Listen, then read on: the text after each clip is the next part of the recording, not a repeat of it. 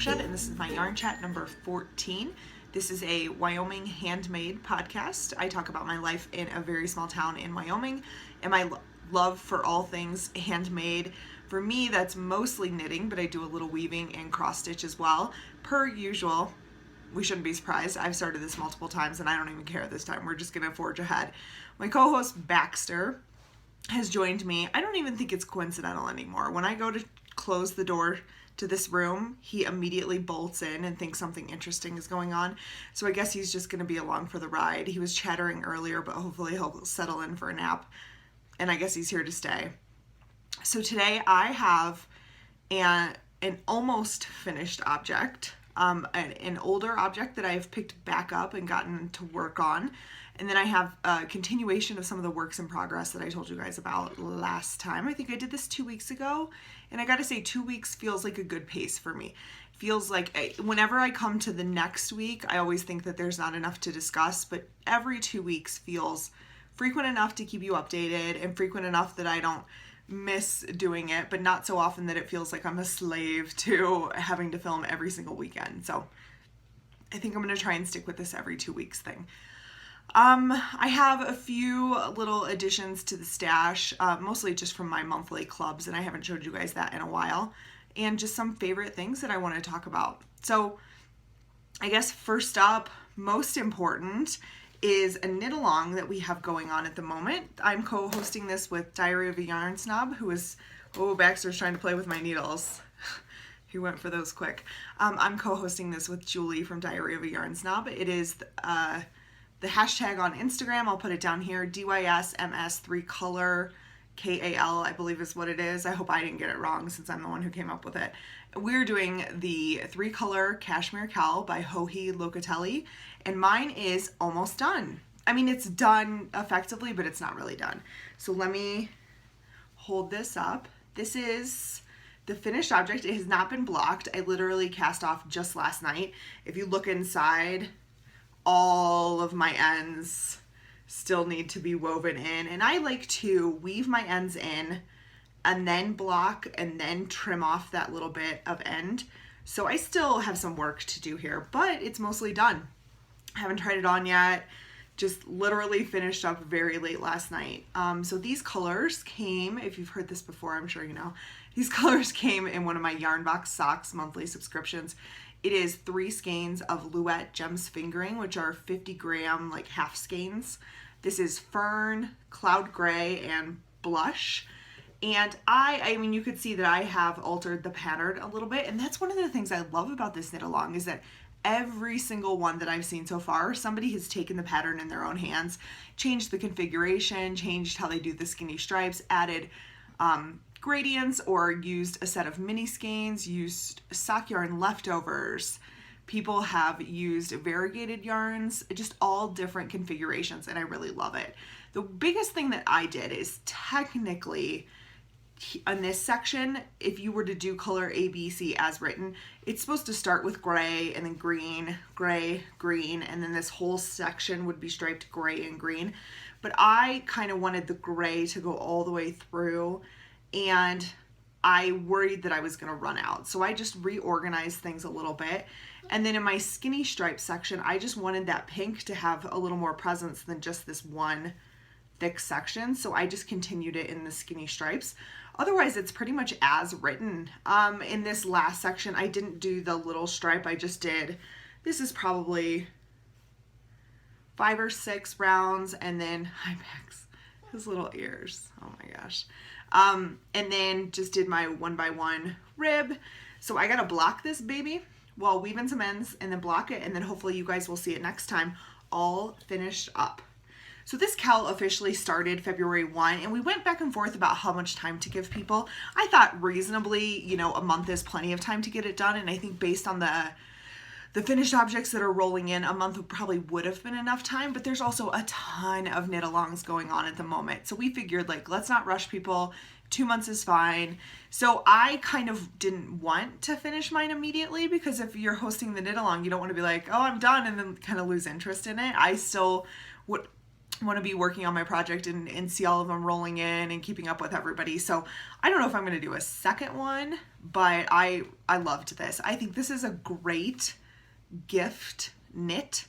I think it would suit almost anybody's style, especially with how you arrange the colors within it. Some people are doing like really bold ones, and some people are just doing some neutrals. Oh, my last note on this is we have had some discussion in the threads about how to deal with the jogs between colors. You know, if you just knit, you're going to end up with like a little bit off in your colors, and it looks kind of funny. So there are different ways to do what they call jogless stripes. And I did the method suggested in the pattern, which is just to slip the first stitch of the next round when you're changing colors. And this I will show you, even though I hate it and it's embarrassing. I will show you how mine looks as is without blocking. So up until the skinny stripes, not that bad. The skinny stripes is just, I don't know if it's a tension issue and maybe it'll block out. Honestly, once it's all like bunched up, nobody's gonna know, but it's just a little annoying to me. But I have tried probably every single method of jogless stripes that I can possibly find, and I don't find that any of them are particularly good. You know, I know how to do them and they look fine, but I'm never really happy with it. And on some occasions, honestly, I'm tempted to just not do the methods and just knit and I would almost rather have that little bit off than have the weird like pulling and tension issues of trying to fix it yourself. So I think it's going to block out fine. It's not going to be a problem. But if you are wondering how I did it, I chose to slip the first stitch. I think it was fine, maybe not the best solution, not particularly effective, but it doesn't really matter. Once you have the cowl on, nobody's even going to notice. So this is my almost finished object. Sorry, this happens every time. I think it's because I don't really talk all day. And then I talk, and I just get a little dry, and I'm gonna have some water. So let's talk about 12 and 12 for a second. 12 and 12 is a project that I am hosting in my group. I mean, honestly, it was just for me, and then I figured like let's invite people to join in, and maybe they will, maybe they won't. The whole premise is that I know I, and I think you, have a lot of single skeins in our stash. And sometimes with a single skein, you wonder what you can really do with it. It's not always enough to do a bunch of different projects. You know, should you combine it with other colors? It's just, especially doing swaps, I think we get a lot of like single skeins that are just really beautiful in their own right, but you're not really sure how to proceed when you only have 400 to like 463 yards to work with. So for 12 and 12, I have come up with a list, and other people contributed to it, of suggestions of projects that are perfect for one skein of yarn. And I want to clarify this a little bit, because on one hand, I don't want to be like all about rules and tell you guys no and tell you guys things that don't qualify. It's not about making a project. I mean, make as many projects as you want. That's great. Share them in the group. I love to see them. But the whole premise of 12 and 12 is to use one skein to make one project. And I think I probably confused matters a little bit there, because I received these 3 colors in Yarn Box Socks as effectively one skein. What Yarn Box Socks is they just send one skein of sock yarn each month. And for this instance, this month, they sent 3 that you were supposed to use together to make a sock. So when I initially conceived the project, I thought that that might be something that I would do as part of 12 and 12, like get through my 1 month of Yarn Box. And I think in the process, I got people thinking that it was about just making a project once a month. And that's, I mean, again, that's great. I love to see what you're working on. I love for you to share. I hope that you guys are okay with me sharing them here, because I'm definitely going to insert some pictures at some point once I'm done rambling. But the whole point of it is one skein projects. So I'm certainly not going to disallow anything that's already been submitted, but going forward, the goal is that we use one skein to complete something. So one skein for a pair of socks, not really like a 2 and 3 color pair of socks. One skein shawls, not really with accent colors or borders or whatever it may be. One skein baby sweaters, that kind of thing. And if that one skein makes more than one object, last month somebody made a little baby set, that's great. So that's where we are. I hope that makes sense. I think the only exception that I would make to this one skein concept is for sock yarn. A lot of times sock yarn comes in 250-gram balls. I think that's one skein. It's one project. It's the same color. I think that makes sense. Maybe that's just me creating my own rules, but there we go. So if you have any questions about it and you guys want to join in 12 and 12, there's a bunch of threads in my group about it. There is a general information thread, and I added some pictures to that. I will give away as much as I can give away, but I'm kind of to the point in my stash, and we'll chat about stash later. I'm kind of to the point in my stash where I love almost everything that's in my stash. And I have kind of weeded through the stuff that I accumulated and didn't really know why, or the stuff that I loved, but I didn't think I would ever do something with. And I've given it away, I've sold it, I've traded it, I've swapped it, all those kind of things. So my stash is very tidy and kind of lean at the moment. So I don't want to be stingy and not give stuff away, but it's also, I'm not sponsored and I don't have a budget for this, and I don't want to it kind of breaks my heart a little when I give away something that I love and I had a plan for. So I don't really want to put out there for like formal requests for donations, but somebody on Ravelry, Liz, I talked about her last time, did reach out to me and offer up a donation for 12 and 12. She actually offered up 2 donations, which is just phenomenal. So I took pictures of those. I added it to the general information thread. And then whatever months it makes sense, I will do a drawing of the completed objects for a giveaway. And I will continue to do this as long as my stash or donations can support. But there's no formal promise to you that this is like for prizes. I hope you just do it because you want to do some one skein projects and want to join in and share your existing projects with us. When I talk about my road trip, I will touch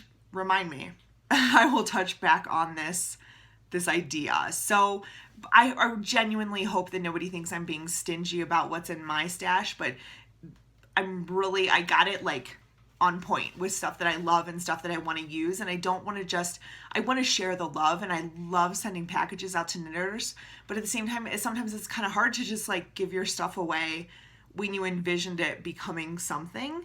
So if something crosses my path in my stash that I think is awesome, but I'm not going to use, I'm happy to share the wealth, give it away, make that a donation. If I come across something awesome at a yarn shop that I think you guys would love and my budget allows, I will absolutely pick it up. But at the moment, I'm kind of running out of options of stuff to offer up as giveaways. So that's where we are. But we do have the 2 beautiful skeins from Liz, and I will continue to contribute as much as I can. So 12 and 12. There is a January thread in my last yarn chat. If you haven't seen that yet, go ahead and check it out. I posted a ton of pictures of projects that have been completed. So there's a January thread, which I don't think I closed. I'm looking at my, down here, I'm looking at my group on Ravelry. I didn't close it, so it's still open. Check it out, see the discussion, see the projects. There's a general 12 and 12 thread that kind of talks about the concept and links a bunch of project ideas that we came up with as a group. And then there is, of course, a February thread in progress. So this was all a tangent for a reason, I promise. First up, let's take a look at some of the February projects that have been completed. When the month ends, I will probably do this again in the next yarn chat just to share some more, but I just want to show you guys some of the ones that have already been submitted.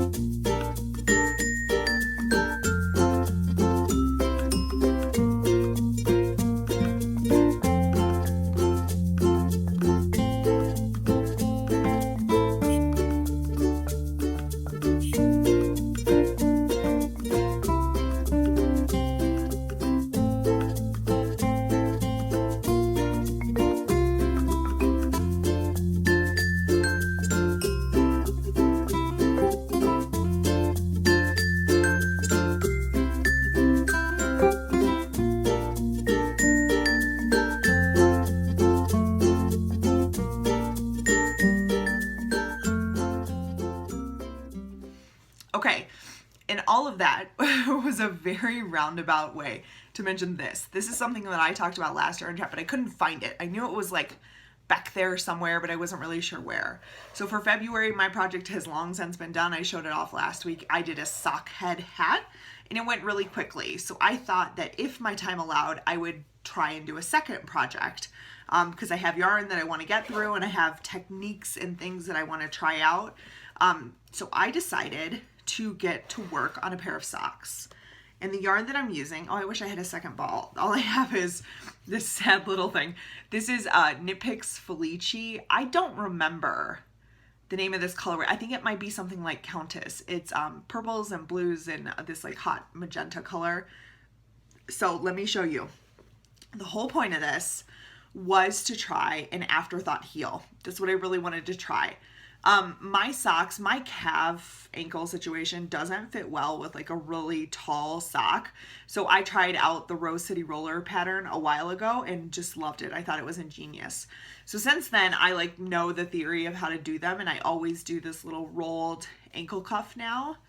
So I made a sock and tried out, this is the afterthought heel that you can see right there. I didn't finish it and you'll hear why. So this part, great. Working with the yarn, great. I just do this standard toe, which looks horrible when it's not on a foot, but actually fits my toes really well. I got like weird stuff in the yarn. So the way you do an afterthought heel is you knit your tube, which is normally significantly longer than that. And then you knit in a piece of waste yarn and then you knit back across with your actual yarn and then you just keep knitting a tube. So you just knit, knit, knit, and then you come back to where your waste yarn was and you slip in your needle from either side and then you knit up, decreasing along the way. So this was my first one, so let's kind of talk about it. I love the way that it looks. I like this. I like that even though it did interrupt the stripes, I don't think it interrupted them so much that it looks bad. And I have no interest in having like identical twin socks. I don't mind if I like start in a different spot on one versus the other. So I'm totally fine with this. I think it looks good. I enjoyed making the heel.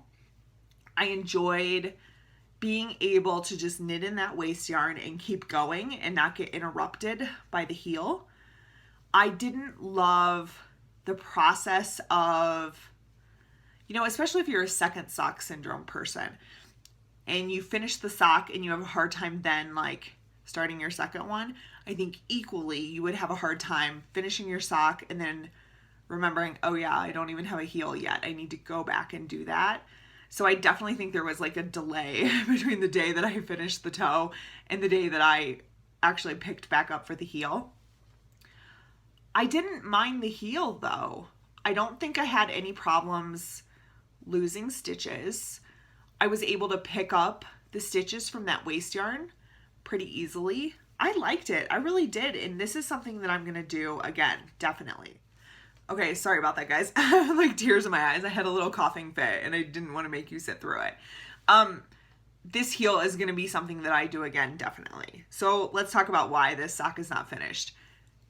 This section of the ankle with a normal heel flap turn gusset situation would have totally been long enough. But I just didn't really know. You know, I was going off a general instruction of how to do an afterthought heel. I wasn't following a specific pattern. And even then, I'm pretty sure that almost any pattern I would have followed would have been for a complete sock. So I just didn't know how long to make this little ankle portion before starting the heel. And the answer is substantially longer than this. It was not even close. It fits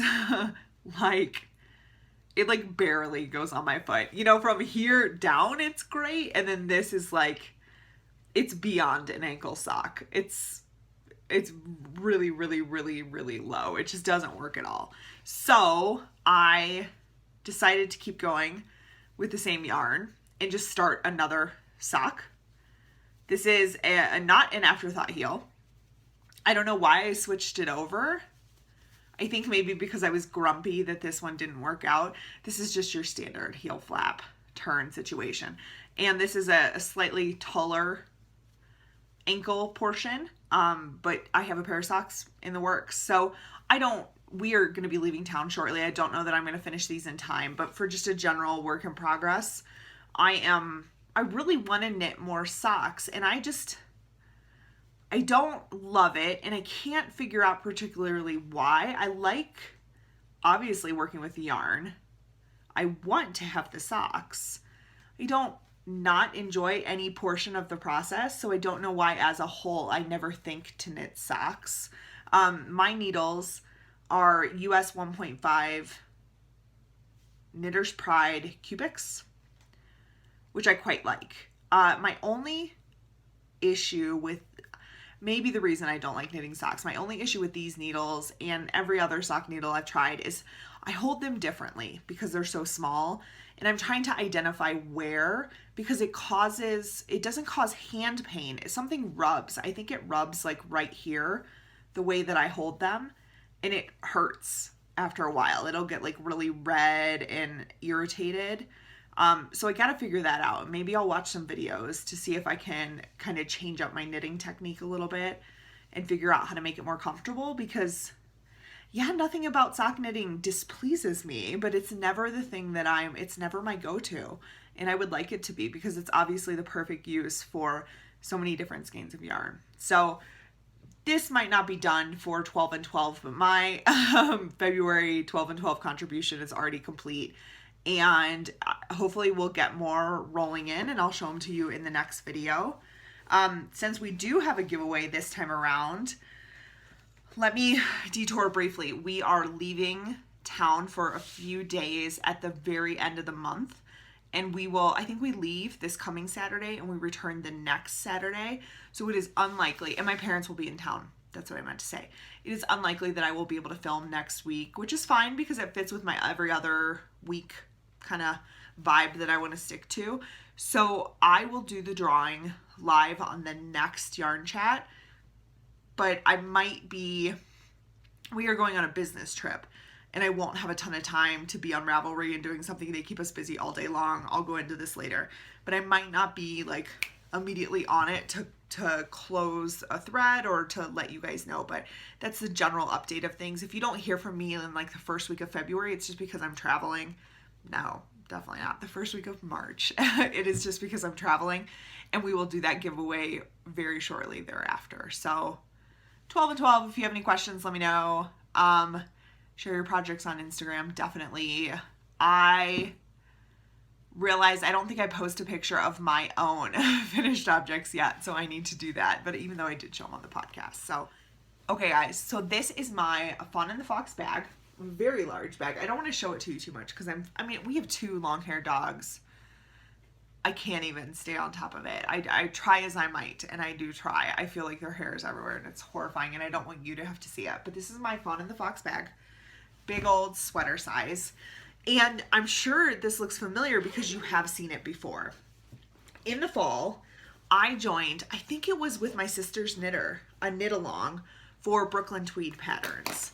And I'm not really sure why. I don't know what the motivation was, but I decided to just forge ahead into a very intense sweater project. So it was going well. It became quickly apparent that I wasn't going to finish on time, but it was going well. And then I started keto, which is this diet that I've told you guys about. And I'll just tell you now, if you haven't seen it on Instagram, I've officially lost 50 pounds, which is crazy. Sidebar, I'm trying to think how to say this.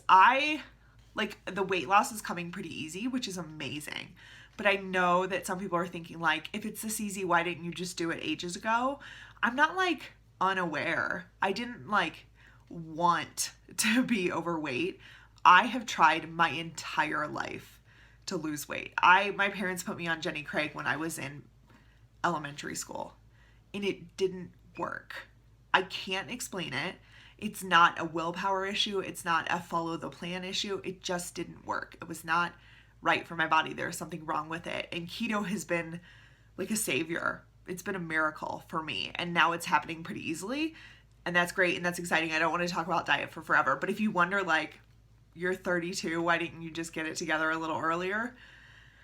Man, it's not for lack of trying. That's all I can say. So it's finally working, but I was losing weight so quickly really early on that I had this sweater and I was losing all this weight, and I was thinking, like, this thing's just not even gonna fit. What is the point in continuing? So I just kind of set it aside. And then I don't even know what really triggered it, but very recently, within the past week, I started thinking about this sweater and thinking, like, what kind of insanity is it to knit like a plus size sweater, to knit like 80% of it and then be like, oh, just kidding, I'm not gonna do it. Like, how does that make any sense? Like, that makes just as little sense as also continuing to knit a sweater that doesn't fit. You know, I was just like, I wasn't even at a point where it made sense to be like, I'm not that far into it, let's go. Like, I had the whole front done and the whole back done, pretty much just need sleeves, and I just stopped. So I decided to finish it, and I figured even if it doesn't fit great, I will just enjoy the sweater as long as it does, and then I will unravel it and do it for another project. And more importantly, it is teaching me more about what works for my body and what techniques I like. And at some point I got to learn how to seam stuff together. So if this sweater is already almost done, like, why not just do it now? You know, if I do it now or if I do it on the next project, I'm going to have to learn it at some point. It's definitely teaching me a lot about how yarns work. You know, a yarn that works for something else maybe not always works for a sweater. And that's definitely a lesson I learned here. So many things. So let me just show you. I have been putting pictures on Instagram, so you might have seen them there. I'm not going to stand up and model it right now because I have sweatpants on. But I will insert some pictures that I posted on Instagram recently.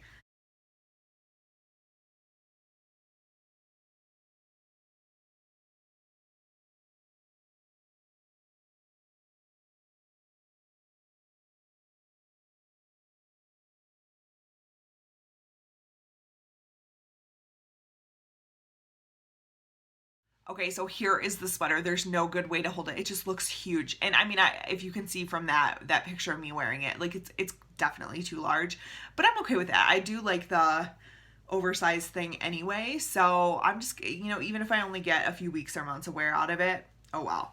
So the last time you guys saw it, I had a front and I had a back, and I had just started the sleeve.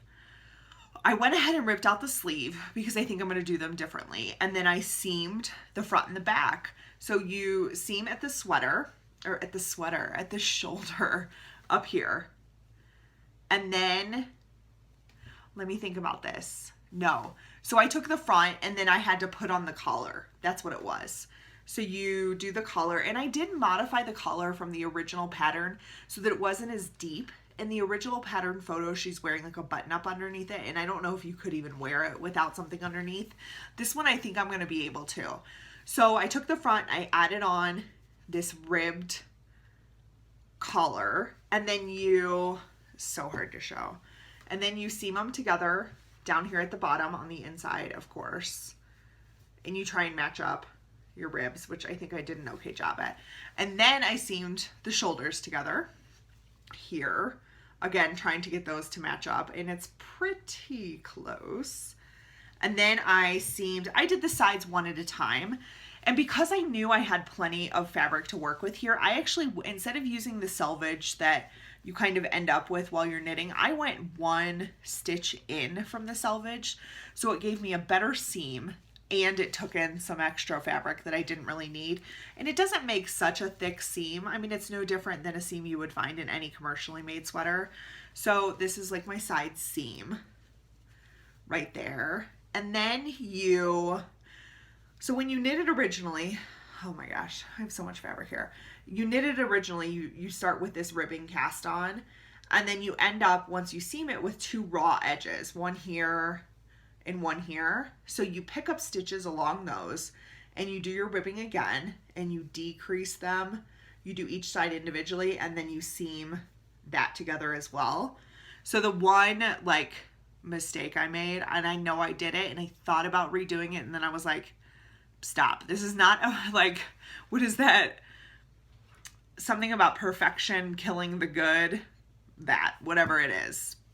Um, when you pick these up, on one of them you go like one direction, on the other one you go the other direction. So I don't know which one I did first, but the one I did first was starting the ribbing from this end, and I ended up with my little garter section as like the final piece.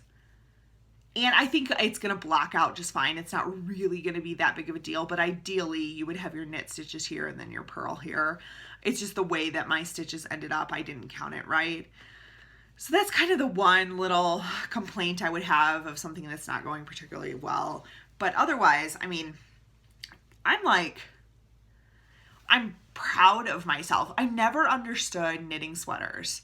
And I would liken this to when I also didn't understand knitting shawls. You know, everybody mentions this, but I couldn't figure out shawls. I couldn't figure out why anybody would want to knit a shawl. That's something only grandmas wear. Like, what is the point? And now it's my favorite thing in the world. Not only that, is I have somehow found a love for the most intricate grandma-y lace. I love it. It's my favorite thing. Who knew? Equally, I was like, who would ever knit socks? Why would you knit socks? It's crazy. Now I'm totally wanting to knit a whole drawer full of socks and sweaters. Like, I'm not a small person. I'm getting smaller, but I'm still not a small person. And who would ever devote that much knitting time to one project? Couldn't believe it, didn't understand it. Even when I was working on the front and back of this, didn't get it at all. I was just like, this is horrible. I'm never doing this again. And then I started seaming it together and I put it on and I was like, holy shit, I made a piece of clothing. Like, all I can say is try your first, it's like triumphant. And I would think if you're a person who knits garments, you understand this. Like, I couldn't believe it. I was like, as I said, drunk on sweaters, just like enamored with the knitting. Like, I've been a knitter since I started knitting. There wasn't like a time where I decided like, oh, I'm all in now. I was in from day one. I was emotionally committed, but I've never been so like thankful for my knitting skills as when I put this all together and actually put it on and I made a piece of clothing. I can't even explain it. Talk about like gratification though. It was intense and it still is. Every time I do a new piece of this, this pattern is exceptional.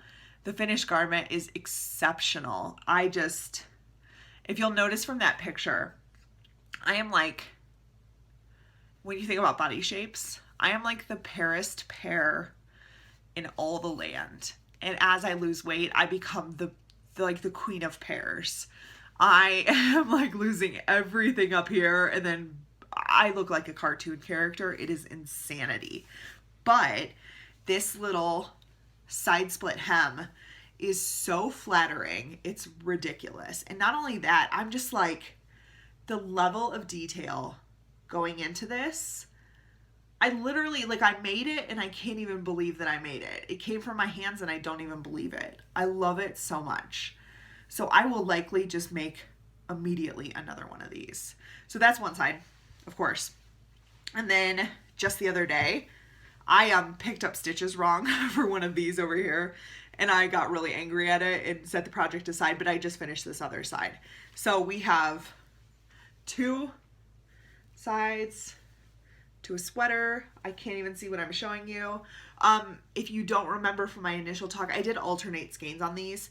This is a hand-dyed yarn, which I will now show you. This is what I have left. So this is skein yarn from Australia. Let me try and get this situated and show you guys the label. So there we go, skein yarn. The color is called Moroccan Mint. It is their sport weight. It is a sport 5-ply 100% superwash merino. I didn't know that. For some reason I thought it was an MCN because it's very nice. It says needle size is a US 3 to 6. So I'll talk about that in 1 second. 330 yards. I got 6 of these, which is like 1,800-ish yards and then some. And I don't know who in the greater world of knitters who does the measurements on yardage required to make a sweater. But mathematically, 6 skeins of this should not be enough to knit me a sweater, my body. And I have a whole skein that hasn't even been caked. I have this and I have this, which I would say, because I'm alternating rows, I get like weird little bits. I would say that this is probably the equivalent to like 2 full skeins left. So I have always been afraid of ordering sweater yarn, sweater quantities of yarn for a body of my size. And I'm not really afraid of that anymore, because this is just, it just keeps going and going and going. Either these are incredibly generous skeins, or the greater populace of knitters who makes the measurements on how many yards a person needs to cover their body is like way off. What I was going to say, US 3 to 6 is the suggested size here. I am using a combination of size 6 and size 7 needles. So I'm up a little. It's a little loose of a fabric, but this is not like a fitted pullover. This is a very oversized garment, and I got tons of yarn to work with. So I'm a little less scared about ordering for the next one, which is great. I just feel like everywhere I turn on this sweater, it's like more and more good news, and that's awesome. I love it. What was the other thing I wanted to say? Oh, perhaps the greatest, I'm a little emotional for a second. I think the greatest thing about this is, a lot of people have reached out to me when I talk about keto and say that they have like struggled the same way. And I get it more than anybody. I just told you guys that I've literally spent decades of my life trying to figure out how to lose weight. And if anybody tells you like calories in, calories out, it's not that simple. And not only is it not that simple for some people, but that's an immensely frustrating thing to hear. But what I want to get to, back to knitting, as a knitter, maybe I avoided making sweaters because I thought it wouldn't even be possible. Like, they didn't make sizes that went up to my size, and that I would take too much work to make one for my size. So one of the most exciting things about losing weight, honestly, is being able to be a smaller person and therefore knit sweaters for myself faster. It's very exciting. And then on that note, when getting back to the needle size, this is actually meant to be made with fingering weight yarn and a smaller size needle. So because I just wasn't sure, this was my first real sweater, I didn't know, like, if I'm a pair and most sweaters are done by bust measurement, like, will this even fit? No idea. So that's why I sized up to the sport weight, and I sized my needle up just a little bit, and it is many sizes too large for me already, which means that I am now officially within the realm of sizes where there are patterns available to me, and that's exciting. That's awesome. That means that, like, I mean, not all of them. Some patterns are still just small, medium, and large, and it will be a very, very, very long time before one of those fits me. But a lot of pattern makers these days, a lot of them, do extended sizes, and I'm like, I can definitely be within that range and make myself a sweater whenever I want. So it's exciting. It's awesome. I can't wait to have this done. I am kind of secretly hoping that I have it done before we leave town on Saturday so I can take it with me. It depends on how much I'm willing to commit to it. The last bit is the sleeve. Like, this sleeve opening is insane. I cannot decide. You were supposed to knit a sleeve flat and then seam it in, and I don't think I want to do that. So now my question is, I have been thinking about doing a short row cap set in sleeve. And then the other thing, like, this might just be horrible to admit. I have honestly just thought about picking up in the round and knitting in the round because it's so oversized and like kind of ill-fitting as is, and it works with the sweater. That doesn't really matter, do it like this. I would argue that this sleeve on this cheap Old Navy shirt would be the equivalent to just knitting in the round, and you get a little extra fabric, but I think it kind of works with the sweater. I don't know. You guys will see it next time. Hopefully the next time you see it, it's totally done. I don't know how I'm going to handle the sleeve, and I don't know, knowing that this is not a forever sweater, and then I'm going to end up recycling the yarn, because of course I will. It's beautiful. Is it worth bothering to either knit flat and seam it or do a set-in sleeve? Or should I just do it the easy way, get it done, wear it as long as I can, and then be done with it? I don't know. we'll see. The next time you see it, hopefully it's done and you'll know the answer at that point. So, okay guys, so I'm going to get into, actually no, I have one more thing to talk about and it's related to this. Okay, let me talk about swaps first. So I was contacted by the Spicy Homemaker, who is Melissa. Fantastic podcast if you haven't seen it yet. I don't know, I think I was subscribed, but I hadn't gotten to it in my list before she contacted me. And then, of course, immediately after I responded to the message, I went to watch a bunch of podcasts. Absolutely love it. It has quickly jumped to like the top of my list and favorites. So that's great. And that was kind of the whole point of this swap. It was a podcaster to podcaster swap for Valentine's Day. And I was matched with Selma from the Two Tangled Skeins podcast. And just wanted to show what I got. She sent this sweet card with like, I'm not going to share it, but like a full-on note inside, which is great. And then she sent little hot chocolate mix, some tea, which I've been wanting to try this brand for a while. And then this is great. This makes so much sense for a knitter. A little hand therapy treatment and lotion. And then all the mini skeins were in this little bag with their Two Tangled Skeins button and some mini skeins. So this reminded me that I have a sock yarn blanket going on and I haven't showed it to you guys. So I'm going to grab it. I just, I keep getting minis and I keep sending out minis. So I figured it was finally time. I started this a while ago and I just never showed it to you guys because I know that you see them constantly and it's really not that far along. So I'll show you my progress so far. I got this much. So this is, let's go in order, because I want to remember what's in here. I don't know how heavily I'm going to document it, but I want to remember what I have. So this one right here, this was from my mom, just a skein of yarn that she let me take from her stash. And I used it to make a baby cardigan. And this was part of the leftovers. It was unlabeled. I think she must have bought it maybe at the Michigan Fiber Festival, just like a small festival or something. Well, that's not small, but a festival.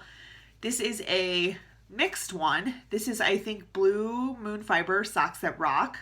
I would say it's probably the medium weight, which is like a sport, because it is like, I'm pretty sure that's what this one is. I know that's what this one is. And the second I knit this, I was like, I have got to get some of this yarn. It is phenomenal. So this was from my White Elephant swap through Diary of a Yarn Snob, my partner Tara.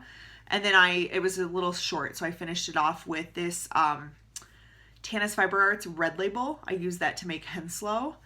This is a Lorna's Laces Shepherd Sock that I call the Gryffindor colorway, but officially it is Florida State. So there's that.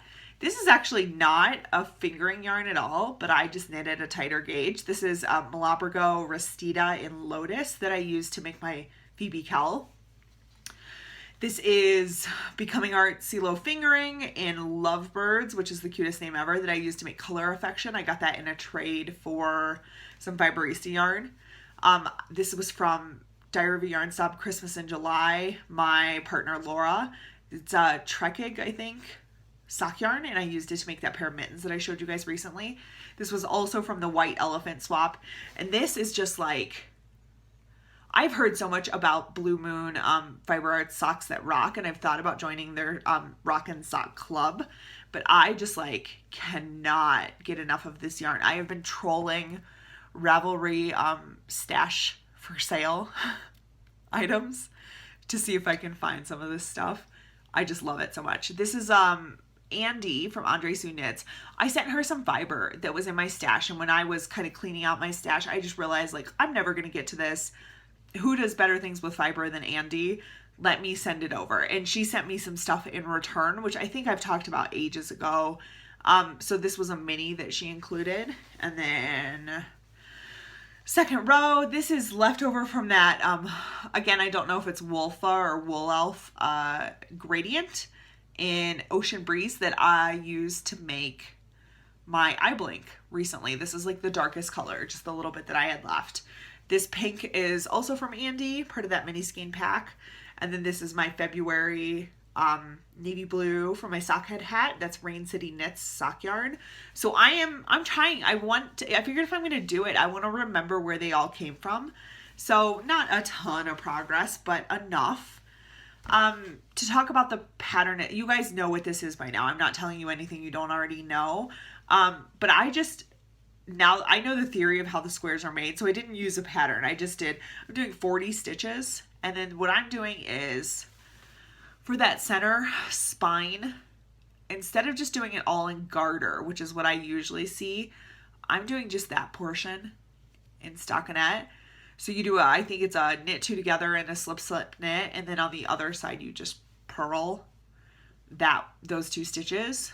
And I am trying to keep my stitches all going in the same direction. And then the other thing that hopefully you can see here is that I'm trying to do warm, cool, warm, cool, warm, cool, warm, cool. Some of them are debatable.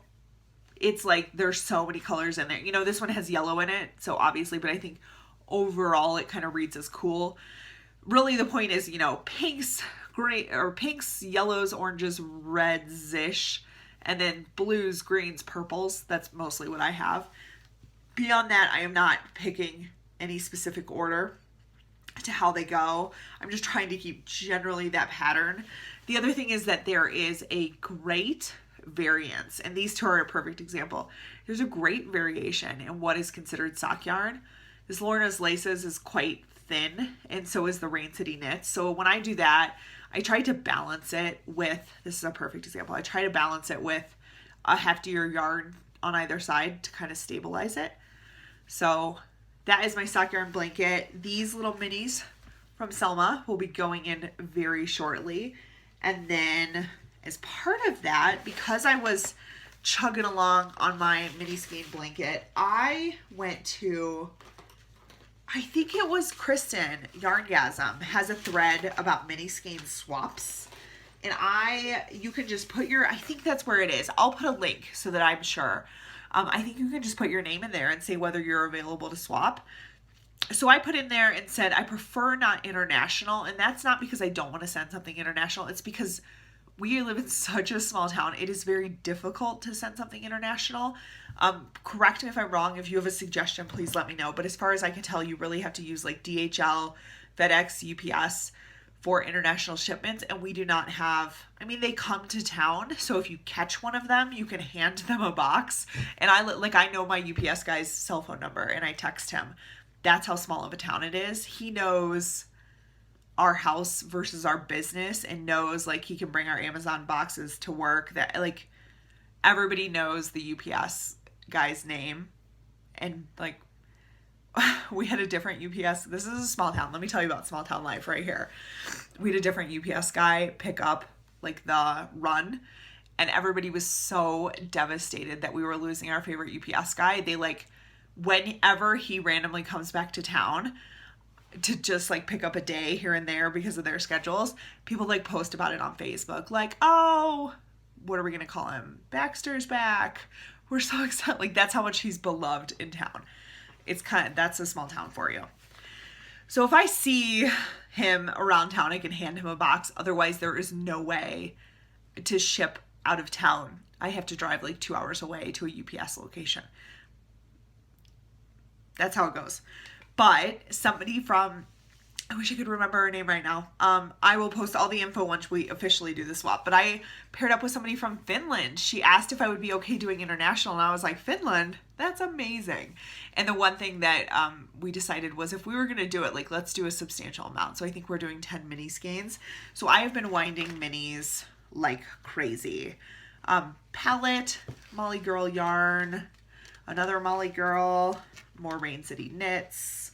This is my Utopia Kickapoo sock, another Molly Girl. This is that Ulsterman Step, Patton's Croy, more Lovebirds, more Trekking, Madeline Tosh Merino Light, which I know is not a fingering, but I'm sure people are fine putting it in their basket. So if you guys do get mini skeins from me anytime soon, they're probably going to be in this similar. I have like a very distinct color preference, but I've been winding these like crazy to send that out. And then from there, I guess let's get on to, this is funny. Let me tell a little story. Are you surprised I'm doing a sidebar? Last night, I was on Instagram and Tracy, the lovely Tracy from Grocery Girls, she's on Instagram like crazy. She's just the best, Tracy and Jody. If you haven't seen them, but I'm sure you have. Tracy tagged me for that, like, what are you doing now? WIDN. What I'm doing now, I think. And I was... What was I doing at the time? I was probably watching Vikings and knitting. And I like went to Instagram to upload a picture for the tag. And I saw Hedgehog Fiber updated that their club opening. Their clubs were open for purchase. And I like didn't even think. I just like stopped, drop, purchase. Immediately went to the Hedgehog site. I didn't even really look at what was available. I just like picked the club. I picked Twist, which is 80% BFL, 20% nylon. You get one skein a month for 3 months, just like autopilot. And I went back and changed the photo that I was uploading for that tag to say that I joined the club and ask what everybody else was doing. And then it all comes full circle. Melissa from Spicy Homemaker said that she did the exact same thing. She's like, I didn't even have to think about it. I just went and bought it. And then Tracy said that she just went and bought it too, and that she's done it for like 9 months running or something. And I was thinking, we were just like bantering back and forth. And I was typing, I was going to do hashtag instant gratification. And then I, for some reason, thought like, it's not instant gratification. It's ninstant gratification. So that is my new favorite hashtag. I'm sure you will be seeing it from me a lot. And that is officially the name of my segment where I talk about new purchases.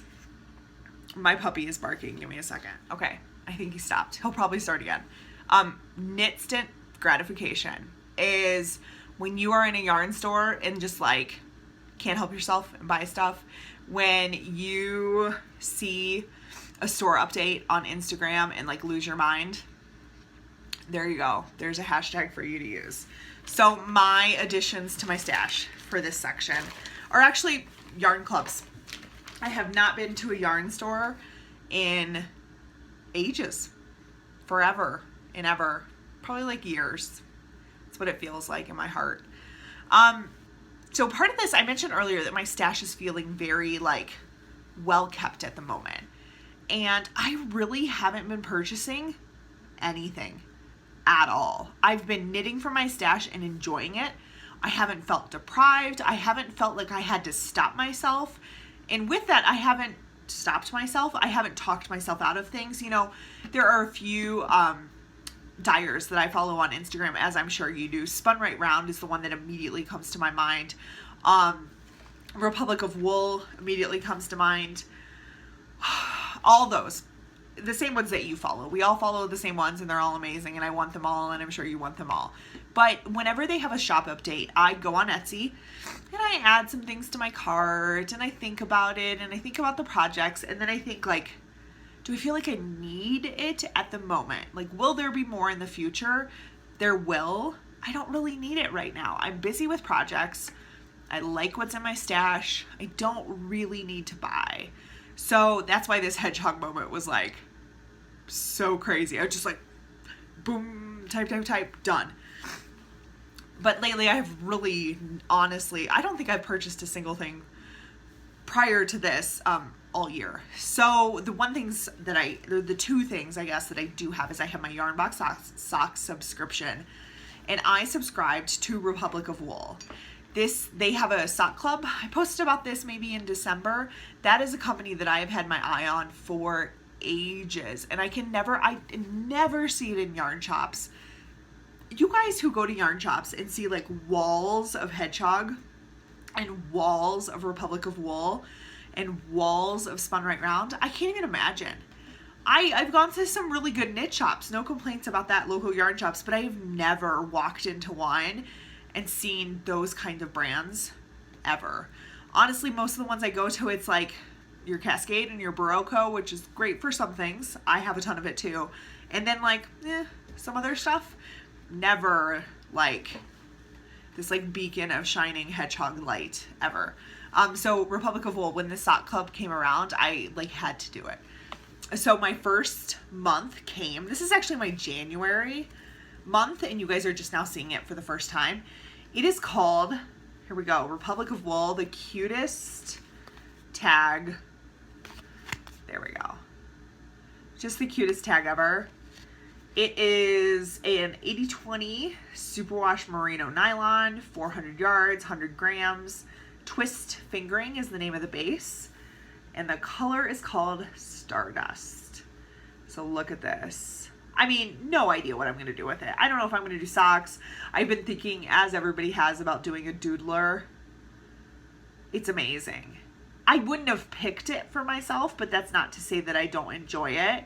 And this is one of those brands that I just covet so heavily that just having it makes me feel good. It makes me happy. I'm sure you guys can understand that. So I have this. This is one of my knit stint gratifications lately.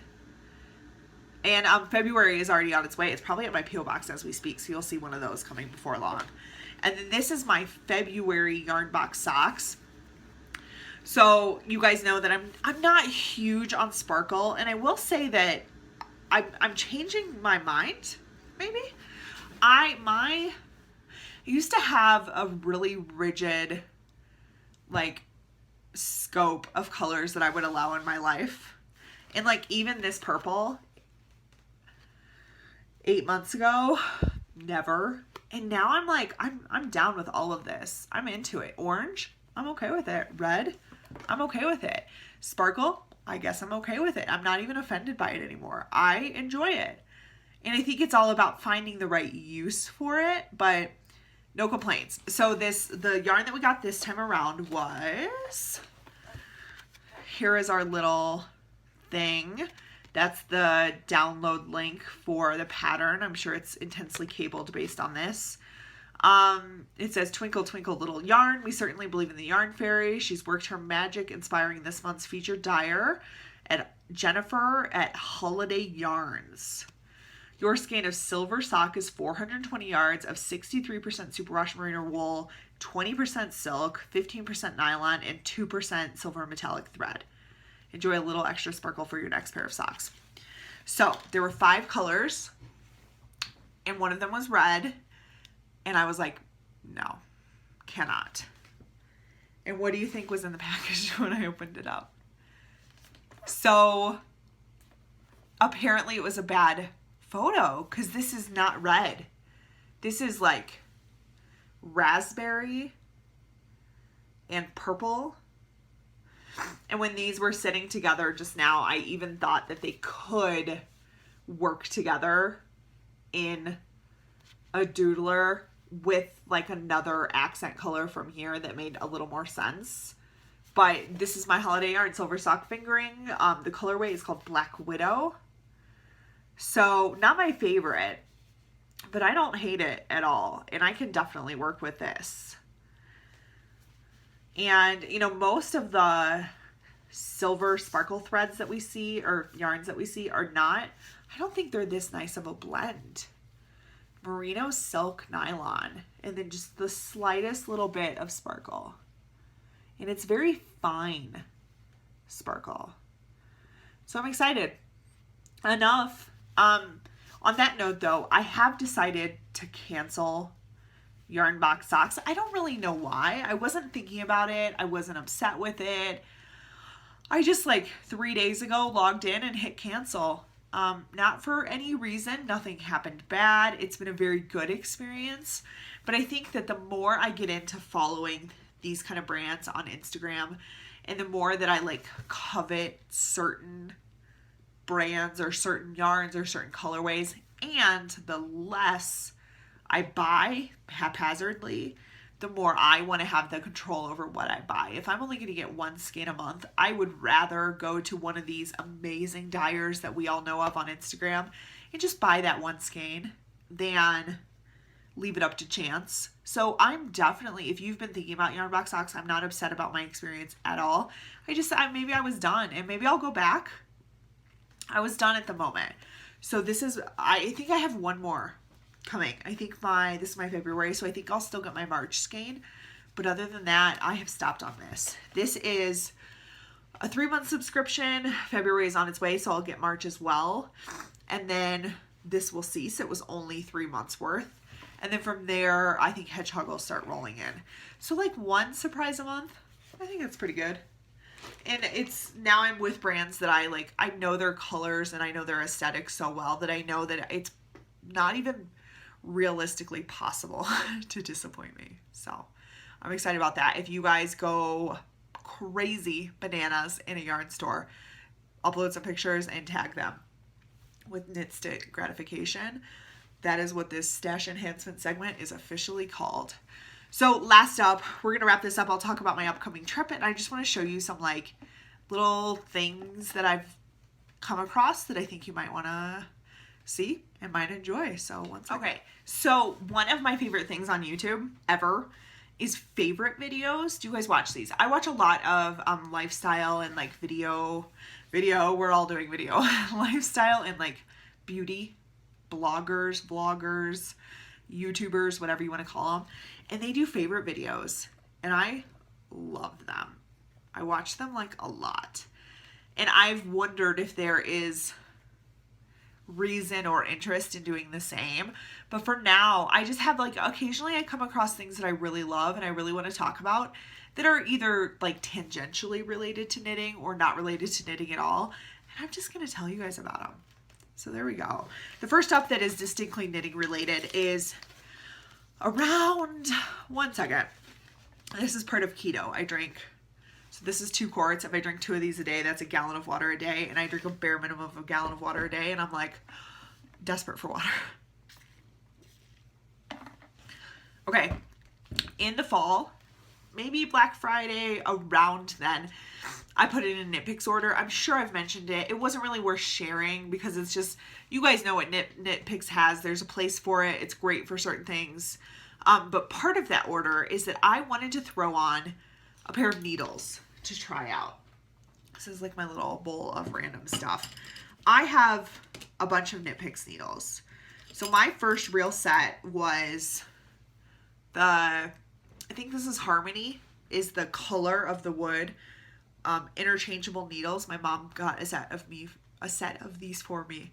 This was like my first kind of upscale needle purchase. And to this day, every now and then I think that I don't like these anymore. So I switch over to my carbons. And then inevitably, because I only use the same sizes, I will need a pair of needles.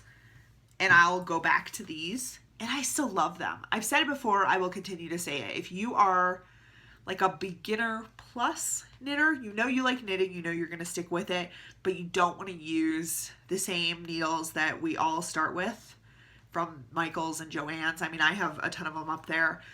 This is the way to go. It's like 45 bucks for an interchangeable set. The worst thing about these is the cords. I find them horrifying.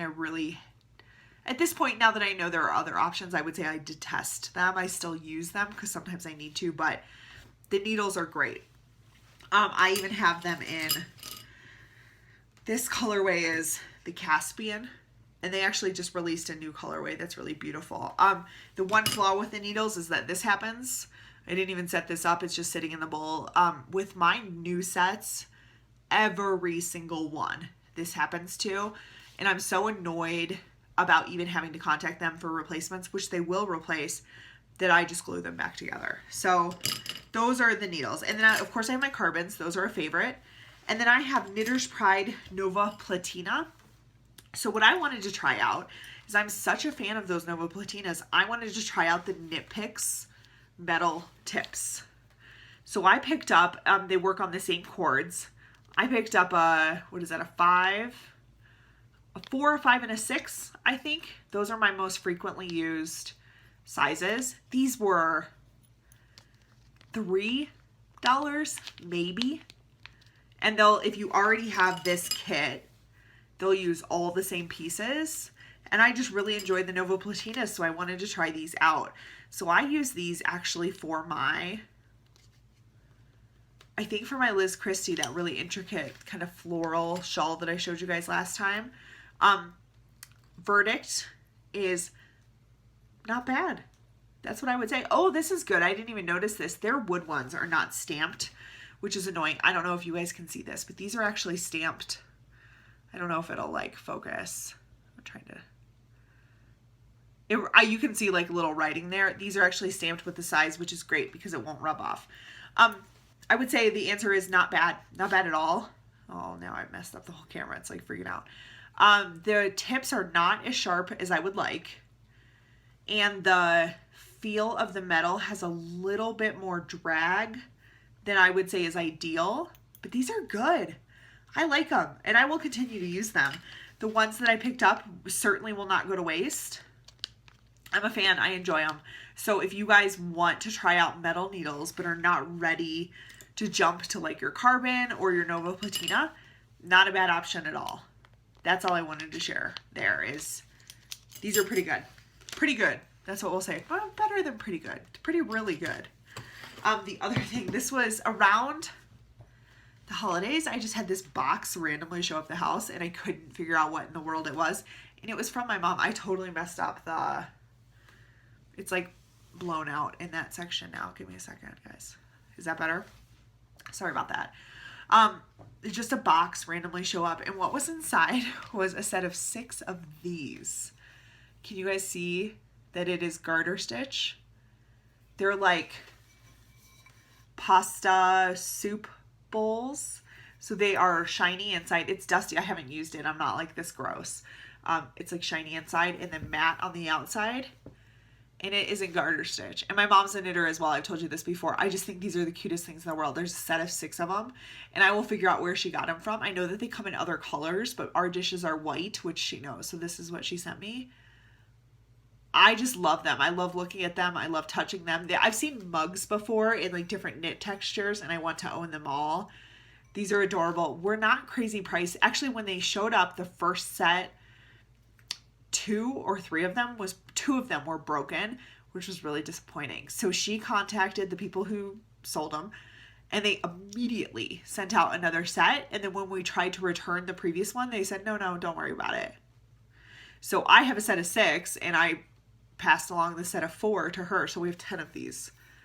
I just think they're the greatest. So if you guys have any interest, I will try and figure out where she got them, but I think I love them. And then the last thing, which has literally nothing to do with knitting, but I love it so much, I just want to tell you guys about it, is this little guy. This is a speaker. My favorite color in all the land is this color right here. And I don't know if you guys have noticed, I'm now realizing it's back here. You see that bowl right there? That is vintage jadeite, which is my favorite color ever. And I love vintage jadeite, and that is this color. This is a little YouTube, what am I saying? A little Bluetooth speaker. The brand is called, I think, Squeaqua. They are waterproof. Oh yeah, here we go. Speaqua is what it is. Speaqua. We have access to these through an aftermarket supplier for our shop, our store.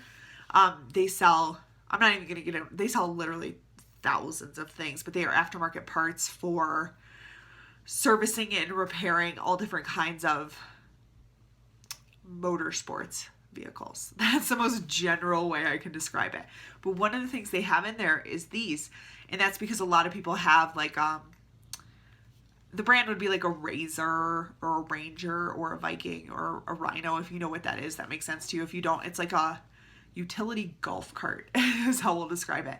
And some people like to have music in there, so that's why they have these. But I just picked them up because I have been really into podcasts, of course, and audiobooks on audible.com. And these are so cheap that we got like 5 of them. We got one for Alan's bathroom, one for my bathroom, one for the bedroom upstairs so I can like listen to books while I knit or hang out or whatever, while I clean, fold laundry. One that floats around downstairs, which is this one. It goes in the kitchen, it comes in here, it goes everywhere. And then one for outdoors for like the garage. I love these little things. They are so great. I just think they're really cool. I know it has nothing to do with knitting, but I thought it might interest you guys. So, okay. With that, let me talk really quickly about our upcoming trip. And then we will call it a day. I gotta let it energy. partially from coffee. It's the same cinnamon one that I told you about last time. I really enjoy it. And now Baxter's awake and looking for attention. So this upcoming trip is if you'll remember from last year when I went to Orlando, my family came in, we went to Universal Studios and Disney and Harry Potter World and all that stuff. This is the same annual trip. It has been in Vegas before, Orlando, Minnesota, and now it is in Salt Lake City. So the nice thing about that is that Salt Lake City is close enough that we can easily justify making the trip. This trip is our annual dealer conference for snow. We have annual dealer conference for snow, which always takes place this exact same weekend. And then we have our annual dealer conference for ORV, off-road vehicles, which always takes place in the summer. And that is the time that Alan and I got married, the day after our conference in Las Vegas. So those are the two trips.